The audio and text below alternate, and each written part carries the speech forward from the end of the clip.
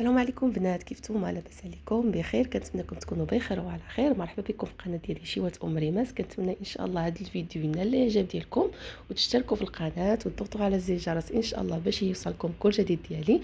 اليوم غادي نحضر معكم واحد المقله ديال الكبده كتجي غزاله غزاله، وكنتمنى ان شاء الله تنال الاعجاب ديالكم وتشاركوها مع الحبايب ديالكم، وما تنساوش تشتركوا في القناه وتضغطوا على زر الجرس ان شاء الله باش يوصلكم كل جديد ديالي. ودابا نخليكم مع الطريقه ديال التحضير.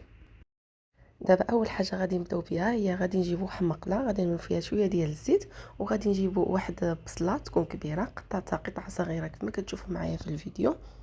من بعد ما غادي نعمل بصيلات، غادي نجيب الربيع وواحد جوج دريسات ديال الثومه قطعتهم صغارين بحال هذا الشكل هذا كما كتشوفوا معايا. غادي نضيفهم على داك البصل.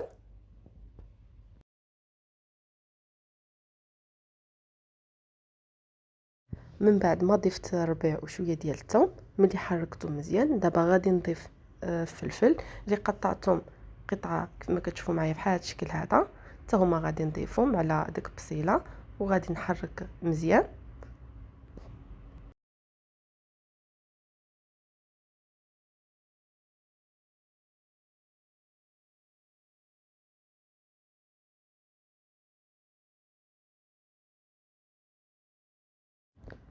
صافي من بعد دابا ملي حركته مزيان، دابا غادي نضيف ملعقه صغيره ديال الملحه، خليته حتى دوب داك البصله وشويه فلفل، وضفت شويه ديال الابزار وشويه ديال السوداني.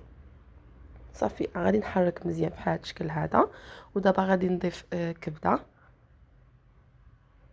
تبارك الله عندي نص كيلو ديال الكبده، نتوما الكميه اللي بغيتو عملوا.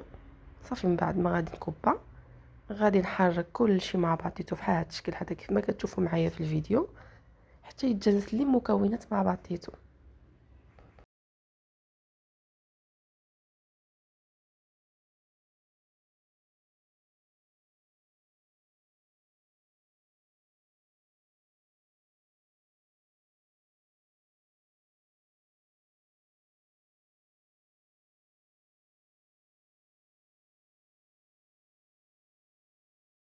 ودابا غادي ندوزو للتوابل.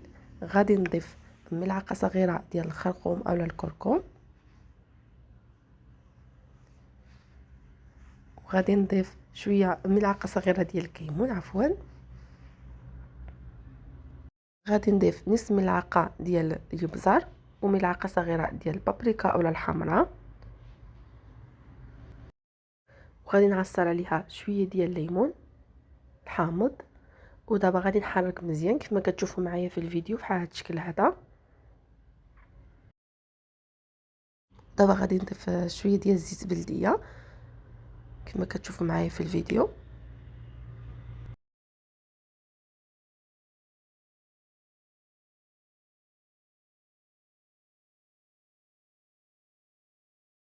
صافي دابا غادي نغطيها ونخليها طيب كيف ما كتشوفوا معايا. من بعد ما طابت كتكون هذه هي الشكل ديالها. ديك الفلفل كيذوب معانا، ديك الكبده ما كتخليهاش يبان داك الفلفل، كتجي بنينه. دابا غادي نضيفوا الطماطم بحال هذا الشكل هذا، غادي نزوقوا به، وحتى الطماطم كيعطي واحد اللذه ديالو عاوتاني.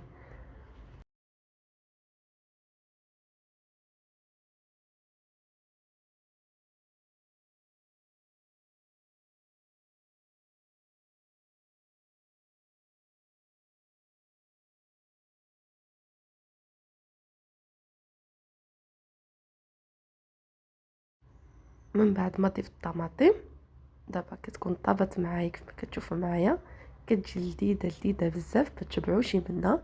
هيدا في العشاء في الغداء، المهم باش نقول لكم مذاق رائع. كنتمنى ان شاء الله هذا الفيديو يكون نال الاعجاب ديالكم وتشتركوا في القناه، وما تنساوش تضغطوا على زر الجرس ان شاء الله باش يوصلكم كل جديد ديالي. وخليكم مع فيديو جديد ان شاء الله. بسلام عليكم.